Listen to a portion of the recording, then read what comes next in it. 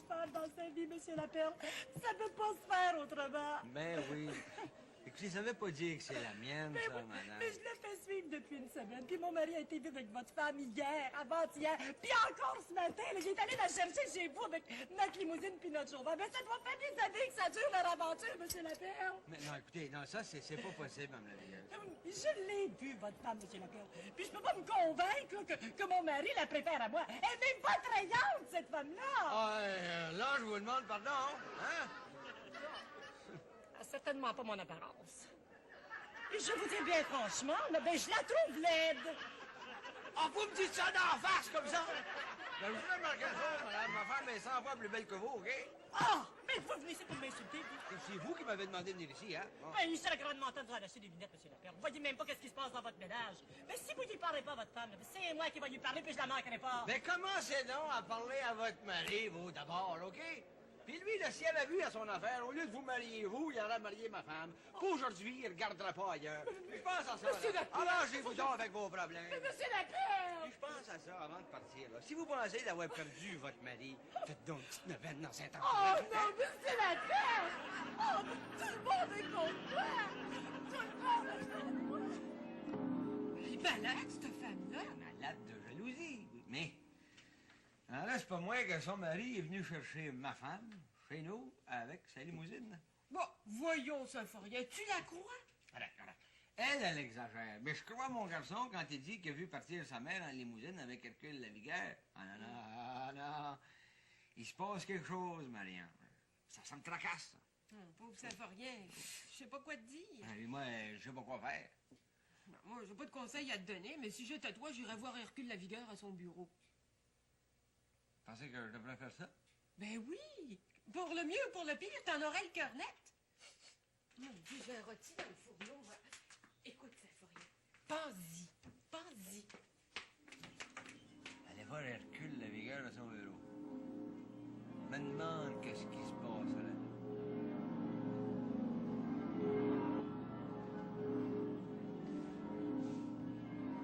Oui, vous n'êtes que le secrétaire, et moi, je suis le président de la compagnie. Alors, quand je donne des ordres, je veux qu'on les exécute.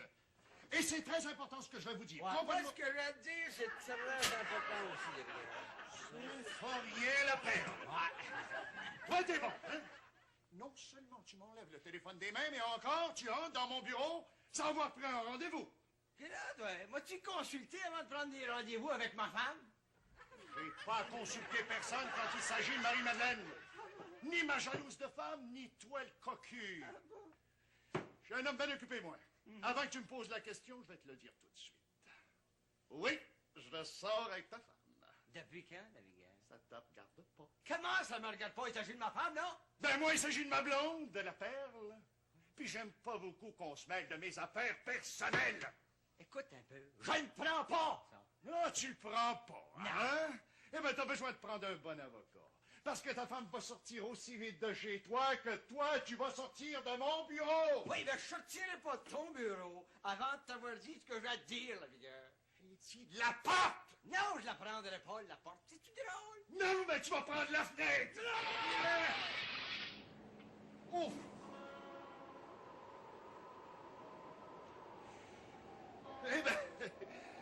Eh ben, mon affaire est réglée, moi. Avant, je sortais avec une femme mariée, maintenant, je sors avec une veuve. Ben, il était bon, lui. Le monsieur qui s'offusquait parce que je sortais avec sa femme. Mademoiselle, redonnez-moi le secrétaire. Et tout de suite.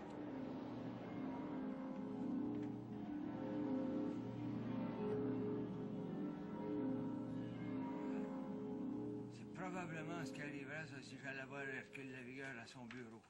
Puis, y a-tu pensé, Symphorien? Oui, je l'ai pensé, oui. Oui, puis tu vas aller voir Hercule Lavigueur à son bureau. Euh, Tu fais bien, Symphorien. De même, tu vas en avoir le cœur net. Non, j'irai pas voir Hercule Lavigueur à son bureau, non. Allez pas vous imaginer que c'est parce que j'ai peur, hein? Oh. Symphorien, je te connais, c'est parce que t'as peur de l'aborder.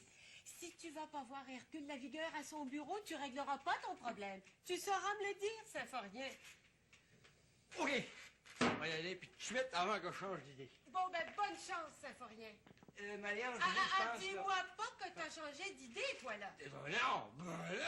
Non, seulement je m'en viens juste vous dire que c'est peut-être la dernière fois qu'on me voyait en vie. Ben, voyons. Exagère pas, toi, là. On sait jamais. Qui? Monsieur Symphorien-Laperle, mais faites entrer, mademoiselle. Oui, monsieur Legault, vous êtes toujours le secrétaire et nous avons toujours confiance. Oui, monsieur Legault, votre décision sera la mienne. Oui, monsieur Legault. Oh, c'est haut, ça. Alors, je vous laisse parce que j'ai un bon camarade avec moi. C'est ça, au revoir. Ah, mon cher Symphorien, comme je suis heureux de te revoir. Allez, assieds-toi. T'es là pas près de la fenêtre, non. Mais voyons, tu peux rattraper un coup de soleil, alors prends cette place-là, dans ce cas-là, mon cher Symphorien. Je suis très heureux de ta visite. Tu viens me voir pour... Pour te parler de ma femme. Et comment va-t-elle, cette chère Marie-Madeleine? Devrais le savoir, Hercule, hein? Parce que mon garçon, tu veux partir de chez nous dans ta limousine avec ton chauffeur et ma femme. Il nous a vus. Alors, dans ce cas-là, on n'a plus rien à cacher. Tu trouves ça drôle, hein, Paul? Oui, justement, parce que j'en parlais à Marie-Madeleine, vois-tu. Et je lui disais, pourquoi faire ça en cachette? Il va bien finir par le savoir. Oui, mais là, je veux tout savoir, Hercule, toute l'affaire. Je vais te dire ce qu'il y en a. Symphorien, ta femme vient de gagner 5 000 $ à la loterie. C'est 5 000 piastres. Oui, 5 000 $. Puis je suis le premier à te l'apprendre. Elle me l'avait pas... Elle m'en cache des affaires de ce temps-là, Marie-Madeleine. Oui, et ce 5 000 $-là, elle me l'a remis.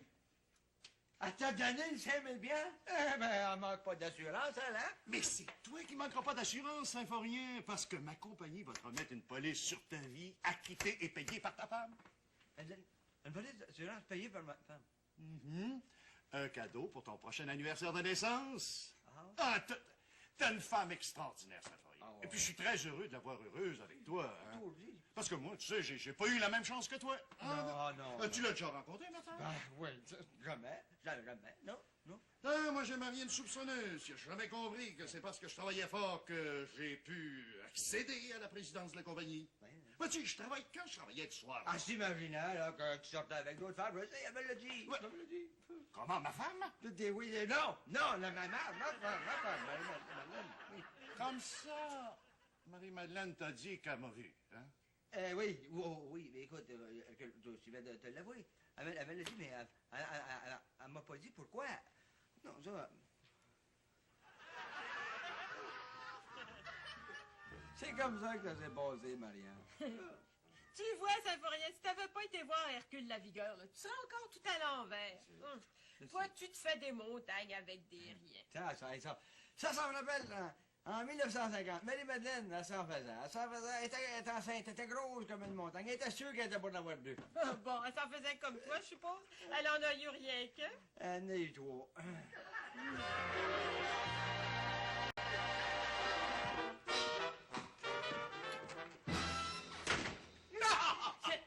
Ma chère Berthe, je viens d'en entendre une bonne. J'ai rencontré le directeur de funérailles, Tréflé de Bellefeuille. Non seulement c'est un sale compétiteur, mais c'est aussi un sale menteur. Savez-vous ce qu'il m'a dit? Non. Il a prétendu qu'il devait sortir avec vous. Alors moi, j'ai ri dans mon chapeau. Parce que je savais que vous attendiez ici pour sortir avec moi. Non, ben savez-vous, ça va être à son tour de rire de vous, parce que Tréflé de Bellefeuille va être ici dans la minute. Pour sortir avec vous? Il en a bien le droit, oui. Tiens, ça doit être là. Oh, vous n'allez pas vous exposer en public avec ce compétiteur, mademoiselle Espérance. Vous n'avez pas le droit de faire ça. Vous n'avez aucun droit sur moi, Belmar. Je suis jeune et populaire et ma liberté m'appartient. Et j'ai le droit de sortir avec les hommes de mon choix. Et ce soir, mon choix, c'est Tréflé de Bellefeuille. Hey, ça va faire, la jalousie. Jetez-vous là. Jetez-vous là. Oh. Monsieur Bellefeuille. Bonjour, ma chère Berthe. Oh! Et de quel droit l'appelles-tu ma chère Berthe? Tu es un compétiteur malhonnête, mais tu es aussi un voleur d'expression, Bellefeuille. Ma chère Berthe, ça m'appartient. Ne vous en Tréflé. Et vous l'appelez Tréflé? Vous voulez pas que je l'appelle Oscar, non? Je me dis, Bellemare, que je sortais avec elle. J'ai le meilleur sur toi, funéraillement et amoureusement. Et voilà pourquoi elle va partir. Oh! Mais... C'est vrai, tu as vu? M'a insulté par-dessus le marché. Oui, vous avez... Ah! Si j'avais un jour avec cette cortège, je rencontre un de mes cortèges, je lui promets une collision de corbillards. C'est rien. Viens avec moi, il faut que je te raconte mes déboires. Je vais avoir besoin de tes condoléances. J'ai la mort dans l'âme, Saint-Florent. Soyez-vous. Rempli de voir Mademoiselle L'Espérance sortir avec un compétiteur de 5e ordre. J'ai 2 inspecteurs d'impôts depuis 3 jours dans mon salon mortuaire. Vous allez les enterrer le même jour. Non! Ce sont eux qui sont en train de creuser ma tombe en déterrant mes affaires. Ils ont fait le relevé de mes livres jusqu'à 5 ans en arrière. Et ils viennent de me dire que je vais leur devoir 25 000 $. 25 000 piastres.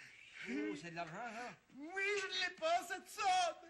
Et vous pouvez toujours l'emprunter à la banque. Mon crédit est à la limite. Mon gérant de banque avec qui je m'entendais si bien. Je l'ai enterré la semaine dernière. Mais qu'est-ce qui va vous arriver? La faillite, Saint-Florien. Je vais être obligé d'aller laisser mon commerce pour une chanson et tout l'argent va s'en aller à mes créanciers. Et qui est-ce qui s'emparerait de votre commerce? Truffelé de Bellefeuille, sans aucun doute. Ce sale opportuniste serait trop heureux de s'emparer de mon salon. Mais voyons, faut pas vous en faire avant le temps, Monsieur Bellemare. Il n'y a pas de porte de sortie.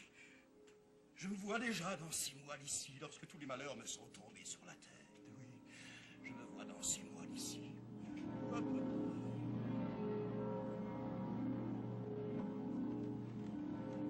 Mais ça fait de la peine, Bellemare. Mais qu'est-ce que vous voulez? J'ai pas le choix. Vous allez me mettre à la porte, Berthe, parce que je vous dois 3 mois de loyer. Eh non, c'est pas tellement ça, mais mon fiancé Tréflé de Bellefeuille, que je dois marier prochainement, m'a fait choisir. Ou vous sortez d'ici, ou iront nos fiançailles. Il vous a jamais aimé, hein? Et vous avez choisi de me laisser partir.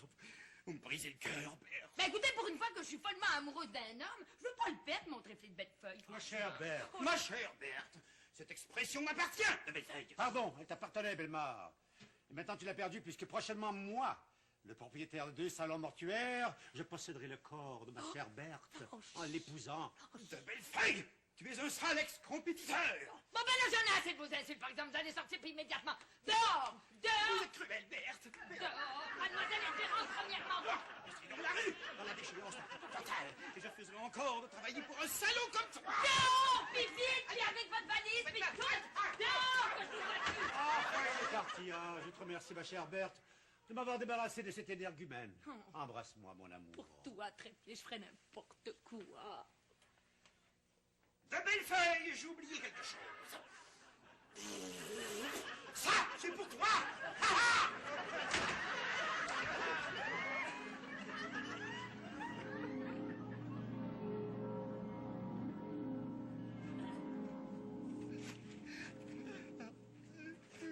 Oui, ça. Monsieur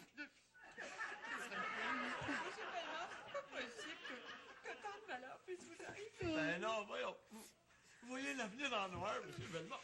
En tant que directeur de funérailles, j'ai vu du noir toute ma vie, mais mon avenir, je le vois d'un noir plus foncé que le noir de mon passé.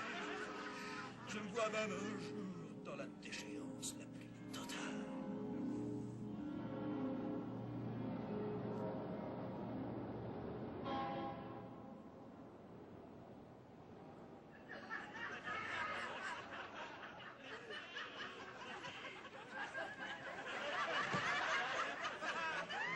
Ouais, petit sou, mon pauvre homme. Toujours aussi mesquin. J'ai dit à notre chauffeur de venir nous prendre à la porte. Ah, ma chère épouse, c'est pas facile de se remettre au travail après avoir fait un si beau voyage de noces. Et puis nous avons visité les catacombes, le Saint-Sépulcre. Nous avons été nous baigner dans la mer morte. Le voyage de mes rêves. Ah, ça a été un merveilleux voyage de noces. C'est dire que j'aurais pu faire ce voyage-là avec Oscar Bellemare. Qui dit que ce voyage-là était lui, si tu m'avais dit ça avant, on aurait été ailleurs, mon épouse. Mais non, le voyage n'aurait pas été le même avec le fatigant d'Oscar Bellemare. Ah ben, je me suis sentie au paradis terrestre. Là, je me demande ce qui est advenu d'Oscar Bellemare. Hein? Je t'ai défendu de parler d'Oscar Bellemare devant moi. Non, fais-toi-en pas, Tréflé. Je l'ai oublié, ça fait longtemps. Notre limousine. Et moi, je ne l'oublierai jamais. Dire qu'elle a marié mon pire ennemi. Ma vie ne sera plus jamais la même.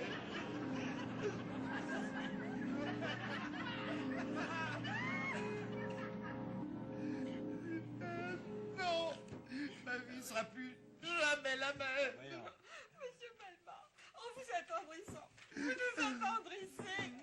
Un petit peu de courage. Nos vos malheurs n'iront pas jusque-là. Ben non, voyons, là, faites un homme de vous. Vous allez remonter encore. Si j'avais Mademoiselle Espérance pour me seconder, mais dans les circonstances, je pourrais pas compter dessus. Non, merci. Merci pour vos sympathies. Merci, Marie-Ange. Merci, Symphorien. Mais maintenant, je me sens le besoin d'aller pleurer sur l'épaule de ma maman avant qu'elle ne meure de chagrin. Maman, attends ton petit garçon. Symphorien! Marie-Ange! Qu'est-ce qui se passe, non, M. Bellemare? Une nouvelle mortellement bonne à vous apprendre. J'ai réglé mes problèmes d'impôts. Ah, ben ça, pour une bonne nouvelle, c'est une bonne Mais nouvelle. Marianne, je me disais que vous aviez des problèmes d'impôts. Ben oui, vous avez trouvé l'argent? Non, j'avais mal compris les inspecteurs. Je ne leur dois pas 25 000 $, mais seulement 2 500 $. Et là, j'ai l'argent pour les payer. Sont-tu mélangé les gars de l'impôt un Ah, peu? ben, je comprends. Attendez, je connais un directeur de funérailles qui pensait avoir 2 500 $ à payer. Ben non, il s'était trompé. C'est 25 000 $ qu'il leur doit. Lequel, mademoiselle Espérance? Ben, votre compétiteur, Tréflé de Bellefeuille. Pauvre Tréflé, je lui offre toutes les sympathies. Ah non, hey, écoutez-moi bien, là, Bellemare. Je suis sortie hier avec M. Tréflé de Bellefeuille pour aller visiter son salon mortuaire. Oui, parce qu'il pensait me le vendre pour payer ses impôts. Puis après y avoir bien réfléchi, là, non, je n'étais pas intéressée, savez-vous? Alors, votre sortie avec mon compétiteur, c'était purement par affaire. Hein? Bien, oui, Bellemare, par affaire. Alors, notre Ah, sortie non. manquée d'hier soir, nous allons pouvoir la reprendre ensemble. Peut-être. Dites oui. Oui, c'est entendu pour ce soir, Oscar. Allô? Oh, ben c'est toute une surprise, ça. Elle a accepté. Vous voyez, Monsieur Bellemare, tout finit toujours par s'arranger. Oui, et pour le mieux, Marie-Ange. Vous en êtes fait pour rien, là? Je vois encore la nuit en noir en tant que directeur de funérailles, mais de noir un peu plus pâle. Ça me pensez jamais qu'il m'appellerait. Mais qui ça, mademoiselle Bien, Espérance? l'acheteur probable du salon là, que j'ai rencontré chez M. Tréflé de Bellefeuille dans son salon mortuaire hier soir. Un charmant garçon. Puis là, il m'appelle pour m'inviter à souper. Alors franchement, j'y ai répondu, genre. Et que vous étiez engagé.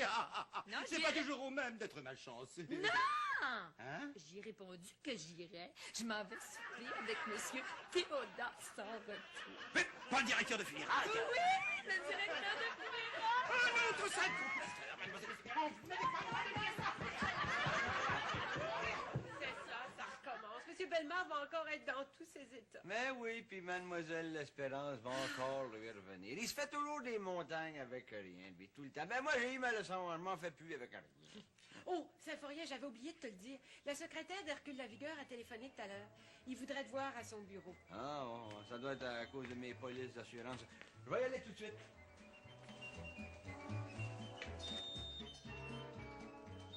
Hein, Symphorien? Oui, vous m'appelez pour me dire des niaiseries semblables. Vous êtes le secrétaire de la compagnie, vous devez savoir ce que vous avez à faire. Ah, bonjour, Michel. Comment ça va? Symphorien! Hey. Des hypocrites, moi, j'aime pas ça. Il y a longtemps que je me doute que ma femme a un amant. Mais jamais j'aurais pensé que ça pouvait être toi. Ben voyons donc, moi, l'amant de ta femme, c'est une blague, ça? Oui. Avant-hier, tu m'as dit que tu la connaissais pas, ma femme. Hein? Mais pourtant, on vous a surpris ensemble au restaurant Olivier Steakhouse. Vrai ou faux? Ben oui, c'est vrai, mais laisse-moi t'expliquer, par exemple. Il paraît qu'elle pleurait, ma femme. Hein? Oui, non, Une peine d'amour pour un niaiseux comme toi, ça, c'est humiliant pour moi, ça. Je peux te parler, Hercule. Oui, eh ben, parle! Et t'as besoin de parler fort! Parce que je te comprendrai pas! Ah, mais, tu vois qu'il n'avait pas signé sa police d'assurance, lui? Je viens de sauver de l'argent pour ma compagnie, moi. Ah, c'est pas possible que je sois rendu là. C'est sûrement l'effet de mon imagination. Oh! Hercule!